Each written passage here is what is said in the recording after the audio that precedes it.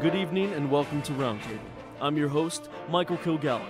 On tonight's panel, we have famed psychologist Dr. Patrick O'Leary, famed theologian Dr. Angela O'Leary, who coincidentally is married to Dr. Patrick O'Leary, LGBT rights activist Jeremy Ruiz, and a cute little corgi named Noodles. Tonight's topic, are millennials destroying the institution of marriage? Oh my God, could that question have been phrased any more accusatorily? You sounded just like those clickbaity Breitbart articles. I agree. That sounded more like an attack than a question. That said, I would, unfortunately, have to say that yes, millennials are destroying the institution of marriage. Why? Settle down, Mr. Ruiz. Let's not get ugly here. All I did was ask her why she Just thought— calm down and let me do my job as moderator. Now, Angela, why is it you believe millennials are destroying the institution of marriage? Ugh. Well, I think one of the biggest factors in this is that millennials aren't as religious as previous generations. Oh, come off it, Angela. We're not talking about religion here. We're talking about marriage. Well, Patrick, religion is very important in maintaining a good marriage. You would know that if you'd come to church with me once in a while. My one day off in the week, and she wants to drag me down to a great big lecture, and I have to Church sit is through more enough than of just those. a lecture, Patrick. If we could get back to the topic at hand. Yes, of course. Now, one of my colleagues, Dr. Genevieve Breitbach, has been happily married to her husband Jacob for nigh on 57 years now, and they're both atheists. So I think that kind of pokes a hole in your first argument, Angela. Must you always do this to me? What, prove you wrong?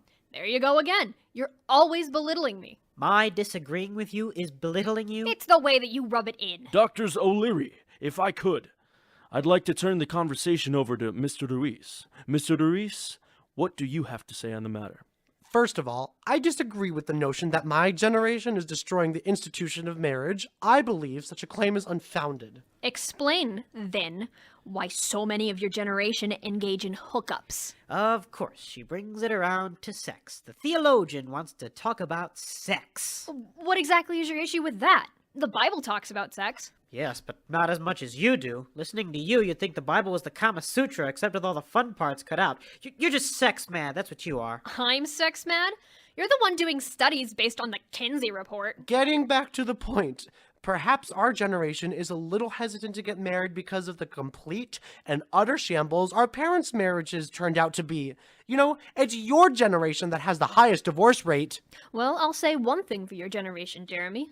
You certainly seem to be at least very satisfied in your sex lives. What do you mean by that? I mean that you young people seem to be very active in the bedroom, unlike my husband. Well, maybe I'd be more active in the bedroom if there was something to be active for. I told you time and again, Patrick, I will not do that. Show me in the Bible where it says we can't do that, Angela. Show me in the Bible!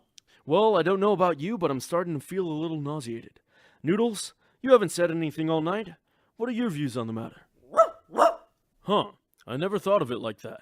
Jeremy, I think I owe you and your generation an apology. Well, that's all the time we have on Roundtable tonight.